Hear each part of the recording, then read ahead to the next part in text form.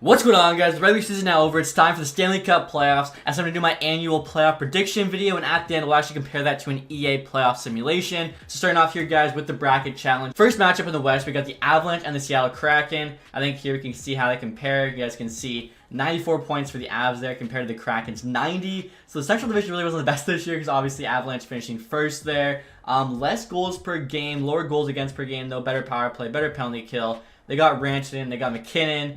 I think they got a much better defense. This one's pretty easy. You take the defending Stanley Cup champs. No offense to the Seattle Kraken, but I feel like it's just pretty impressive even that they made the playoffs in their second year's expansion franchise. Next matchup here, guys. Dallas versus Minnesota. So we have like the North Stars grudge match. Pretty equal there in points. Looking at their stats there, you can see also pretty similar. This one's tough to pick for sure, but I think I am going to give the edge to the Dallas Stars. Big reason, honestly, is just their center depth. Minnesota doesn't really have a lot of that. And I feel like, too, just the way they play their game, I kind of like the Dallas Stars more as a playoff team. Next matchup here, guys, are the Vegas Golden Knights and the Winnipeg Jets. And I just realized the points are definitely off. The Jets did not finish the season with 85 points. They had 95. I was also thinking the Avs had more than 94, and yeah, they had like 100 something. So I'm not sure what's up there, but we do know, the Golden Knights, of course, finished higher in the standings. More goals per game. Jets actually had slightly less goals against a game. Pretty cool power play there. Penalty kill, slight edge to the Jets. So this one here, I feel it honestly is a toss-up, even though it's the 1 seed versus the 8 seed. I really like, of course, the Jets goaltending. Connor Hellebuck, Leonard been out, all year for the Golden Knights. Logan Thompson looking like he's going to be out for at least, the first half of the playoffs, maybe the entire thing. This is going to be my sleeper pick. I actually have the Jets upside the Vegas Golden Knights. I know at the end of the season, they weren't playing their best here, but I think Connor Hellebuck can get hot here. This is probably this Jets core last run at it, so I feel like they at least get by round 1. Now we have the NHL Oilers here in the LA Kings. It's actually a rematch of last year's first round playoff matchup for both these teams. Obviously, the Oilers there, I think, have like the highest goals per game in the league or close to it. They're led by McDavid and Draisaitl. I know for sure they have the best power play. I know for sure they have the best power play in the league. LA Kings, of course, there's a solid team up and down, but it's hard to bet against the star power there of McDavid and Draisaitl. I mean, Nuge as well. All three of those guys with 100-plus points this year. McDavid over 150. Stuart Skinner's looking good. He better get the start here in the playoffs. I'm going with the Edmonton Oilers to again beat the LA Kings in the first round. Now next year you actually have to pick the games. I'm going to say the Avs beat the Kraken in 5. I think Stars Wild 6. Jets, I think, take 7. Oilers, I think, this is going to be a close series. I think that one goes 6, though. So 5, 6, 6, 7. Moving on now, guys, to the East. Boston Bruins, Florida Panthers. We literally have the greatest regular season team of all time, the Boston Bruins. Florida Panthers just barely squeaked into the playoffs. If the Penguins beat the Blackhawks in their second last game of the year, I think Florida misses, which is pretty crazy to think about. So I'm going to go Boston here. I'm really not going to overthink this one. You have, like I said, the greatest regular season team of all time. Florida's a team that barely made it in. I didn't really like Florida that much this year due to defensive depth, so definitely taking Boston. Now, this is the matchup everyone's waiting for. Maple Leafs Lightning. This is the 3rd straight year I think this is happening. Obviously, 2 very, very even teams throughout the regular season. If you look at their teams, goaltending definitely goes to Tampa Bay with Vasilevsky. Defensively, I'd actually give the depth to the Leafs, but I do like Tampa Bay's top-end defenseman with Hedman and Sergachev. Offensively, I'd say is also, pretty much a toss-up. So this one here, I'm just going to go with my gut. I think the Leafs finally get it done, get out of the first round. The first time in like the Matthews, Marner, Nylander era. Unfortunately for them, they're matched up with Boston Bruins immediately in round 2. Next year, guys, you have the Hurricanes and the Islanders. So this one here, the Hurricanes were a juggernaut all season. Do have a couple of key injuries, though, as both Svechnikov and Pacioretty are out for the rest of the year, which obviously is pretty big. 2 top 6 wingers. So does it matter for this series? I don't think so. The one kind of dark horse wildcard aspect of this series is Ilya Sorokin. If he just goes God mode, stands on his head, there is a way the Islanders can pull this out. But if Sorokin just plays somewhat human, I think the Hurricanes have decent goaltending there with Anderson. They've been a solid team all year. I do think the Hurricanes pull that one out. And then finally here, guys, another really cool matchup. The Devils versus the Rangers. This is a good rivalry for sure. Devils slight edge on the regular season. Jack Hughes looking like a beast. They did just get Luke Hughes. I'm curious how much he'll play in the playoffs, but this could be a very good matchup for sure. Of course, you got to get the goaltending edge to New York with Igor Shesterkin. Defensively, I would say Devils more depth, but the best defenseman between the two teams is Adam Fox. And then offensively, for sure, I like New York's depth more, although I'd say the star power, Panarin, Hughes, is pretty equal.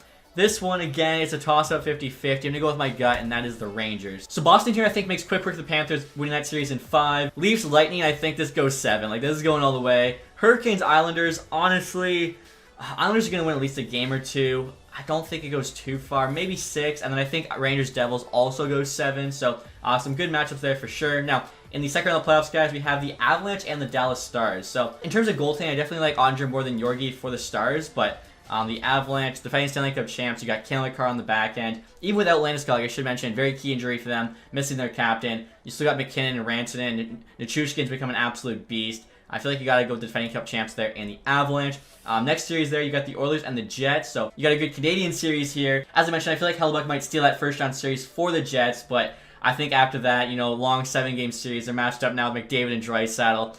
Can he still stand his head for another series? I don't think so. I think the offensive power of the Oilers is just too much. So you got the Avs and the Oilers there in the conference final. Over in the East, you got Boston Bruins, Toronto Maple Leafs. I feel bad for the Leafs. After 7 years or whatever it's been, they finally get the first round, and they're matched up with the best regular season team of all time in their rival, the Boston Bruins. And unfortunately for them, they get sent home. The Bruins, they're just too good, too hard to bet against. Again, what do you really need to say about this team? They got 2 great goaltenders, great defensemen, not only led by an amazing number 1 in McAvoy, but then they have really solid depth with Lindholm, Carlo, bringing in Orlov. Offensively, of course, come on. They got Pasternak, who had 60 goals this year, 100-plus points. Marchand, Bergeron, Hall. List goes on and on. Now, Carolina and New York, this is a very interesting one as well. This is a torn one. Obviously, we got to give the goaltending edge to New York again. Defensively, the Hurricanes have more depth on D, but missing those 2 top 6 forwards, and the Rangers bring in 2 star forwards in Kane and Tarasenko, 2 veterans who have done it before. Both have won Stanley Cups. I feel like the Rangers actually find a way to get by the Hurricanes here and face the Boston Bruins in the Eastern Conference Final. Now, jumping back to the West here, guys, you got the Avalanche and the Oilers. Can the Avalanche make the Stanley Cup Final in back-to-back years? Or will Connor McDavid and the Edmonton Oilers finally make the Stanley Cup Final? I know they've been my pick, I think, to make the final out of the West the past year or two. McDavid had 150-plus points this year. They finally look like a solid team. Ekholm on D. They had 300-plus point scorers. Skinner looks like the real deal. Avalanche missing Landeskog.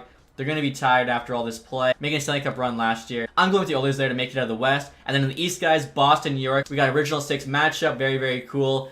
I think, kind of like I was talking with Toronto, it's hard to bet against the best regular season team of all time. Even though the Rangers have Shesterkin, the Boston Bruins goaltending's been incredible this season. I think a big part of that is just team success. The defense in front of them, the offense in front of them.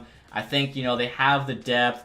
New York, it's going to be a close series. I don't think, this is going to be a sweep by any means. I think this will go 6 or 7, but I do have the Boston Bruins making it to the Stanley Cup Final. And then in the final here, guys, you got the Oilers versus the Bruins. You got the best player versus the best team. And I think, judging by that, you can kind of see where I'm going. The team is going to beat the player there. The Boston Bruins are just too good to bet against. We have the total goals here. I do think it'll be a good series. I think it'll be 6 or 7 games. Probably decent scoring, 6 goals a game. Let's say it does go 7. Let's just try 44. It's a good number. And so there you have my picks, guys. And next we're actually going to sit in the playoffs in NHL 23 and see what EA thinks is going to happen. Alright, guys, so here's a look at the playoff bracket in-game. We're getting started here with the playoffs. These are the most authentic settings. So full simulation, 20-minute periods. Made sure to take out the injuries. So Carolina, for instance, doesn't have Pacioretty or Svechnikov. We'll just sim through the first round here and see what happens. Alright, guys, so we got 1 game left in the first round of the playoffs here, and this is insane. The biggest upset of all time. The Florida Panthers sweep the Boston Bruins. They sweep the greatest regular season team of all time. It's giving me flashbacks to the Lightning getting swept by the Blue Jackets after they had a historic season. And this entire first round as a whole has been filled with upsets. The only favorite that won their series so far is the Avalanche. Every other underdog won. Now, if the Devils win this game, there'll be 2 favorites moving on. Otherwise, every single underdog won, but the defending Stanley Cup champs. And the Rangers do win. Wow. So, that is incredible. Look at that. Every underdog with the Avs moving on in the second round of the playoffs. Like I said, that is just crazy. So, you got the Avs and the Wild, Kings and the Jets, Rangers, Islanders, Battle of New York would be very cool. And then Tampa Bay, Florida, Battle of Florida would also be pretty sweet. And of all players, Niederreiter there, leading playoff scoring, 13 points in 7 games, averaging almost 2 a game. That's nuts. And now the last game in the second round, guys, the Jets and the Kings going to Game 7. Let's see what happens. And the Jets actually upset the LA Kings. So check out these matchups. Avalanche beat the Wild in 7. Jets beat the Kings in 7. So you got the Avs and the Jets. Over in the East, Rangers beat the Islanders in 5. Lightning also beat the Panthers in 5. So you got the Rangers and the Lightning. Let's see what happens here. Stanley Cup final matchups. And Kucherov here's a new playoff scoring leader, 16 points in 10 games. And now this is kind of crazy, guys. I'm sitting through the conference final, and right now both the Avalanche and the Lightning are down 3-1 in their series. Honestly, I was expecting EA to give us a rematch of last year's Stanley Cup final matchup, but right now, not looking to be the case. Both teams 1 game away from going home. And the Lightning actually pulled back, forced Game 7. Unfortunately for the Avalanche, they lose in 5 to the Jets. Let's see who's playing the Jets in the Stanley Cup final.